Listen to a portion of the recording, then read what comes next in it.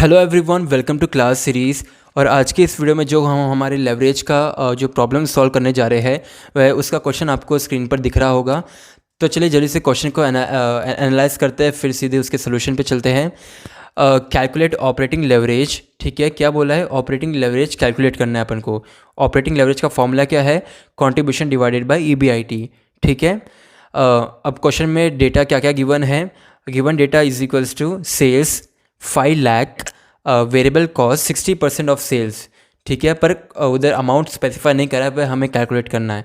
ठीक है, और फिक्स कॉस्ट 1,20,000। ठीक है, तो चलिए सबसे पहले हम सोल्यूशन में चलते हैं। सोल्यूशन के अंदर हमारा सबसे फर्स्ट चीज़ आएगा फॉर्मेट ड्रॉ करना। फॉर्मेट ड्रॉ करने से पहले सबसे पहले हमें हेडिंग लिखनी पड़ेगी, जो कि हेड नोट कहते हैं, हम उसे टाइटल कहते हैं। उसे लिखें इनकम स्टेटमेंट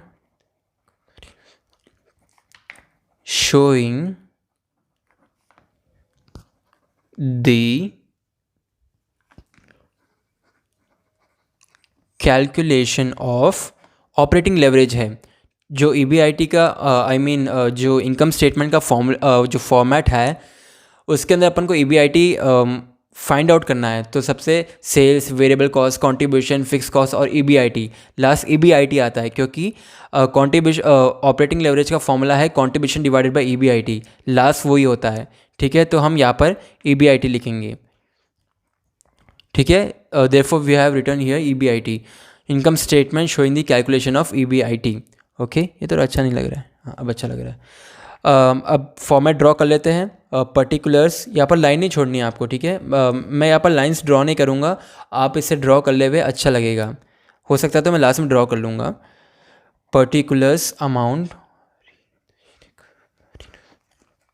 इन रुपीज़। ठीक है, सबसे पहले हमारा फर्स्ट पॉइंट आता है इनकम स्टेटमेंट के अंदर, वह है सेल्स। ठीक है, सेल्स। अब क्वेश्चन में सेल्स दिया हुआ है क्या? बिल्कुल दिया हुआ है। कितना है?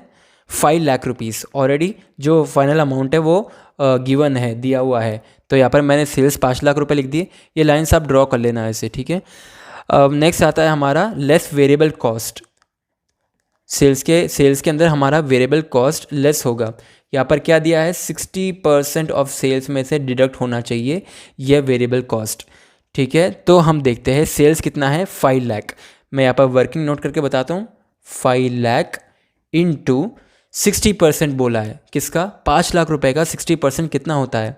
60 डिवाइडेड बाई 100, कैलकुलेट करो कितना होता है? 3 लाख। जो बाकी जो 2 लाख रुपए बचा है 5 लाख में से, वह आपका 40% होगा। ठीक है, अब जो 5 लाख का 60% 3 लाख मिला है हमको, तो यह हो गया आपका variable cost. So variable cost कितना लेस होगा? 3 लाख रुपीज़। राइट। जो सेल्स माइनस वेरिएबल कॉस्ट होगा उसका हमें नेक्स्ट स्टेप क्या मिलेगा? वो क्या फॉर्म करेगा? कंट्रीब्यूशन को। Sales minus variable cost will always form contribution. ठीक है, 5 लाख माइनस 3 लाख कितना होगा? 2 लाख। ये हो गया आपका कंट्रीब्यूशन। कंट्रीब्यूशन में हमको मिल गया ऑपरेटिंग लेवरेज में से। अब हमें एक चीज़ और फाइंड आउट करनी है, वो है EBIT। EBIT के लिए हमें एक और स्टेप करना पड़ेगा, वो होगा नेक्स्ट कंट्रीब्यूशन के अंदर फिक्स कॉस्ट माइनस करेंगे, जो कि क्वेश्चन में भी दिया हुआ है। ठीक है, फिक्स कॉस्ट कितना है क्वेश्चन पे? स्क्रीन पर देखिए आप, 1,20,000। तो 1,20,000 यहाँ पर लिख दिया मैंने। अब जो कंट्रीब्यूशन माइनस फिक्स कॉस्ट होगा वह हमें क्या देगा? उसका आउटकम क्या होगा? EBIT। वो हो गया आपका earning before interest and tax. तो चलो 2 लाख माइनस 1,20,000 माइनस करो, कितने हुए? 80,000 रुपीज़। कंट्रीब्यूशन हमें मिल गया 2 लाख रुपीज़ एंड EBIT हमें मिल गया 80,000। तो चलो जल्दी से सब्स्टिट्यूट कर लेते हैं। Operating leverage is equals to contribution. अगर आप एग्ज़ाम में फॉर्मूला नहीं लिखेंगे, सीधी सब्स्टिट्यूशन कर लेंगे, तो आपके मार्क्स पक्का कटेंगे। तो आपको ये सब ध्यान में रखना है। ठीक है, क्या है formula? Contribution divided by EBIT।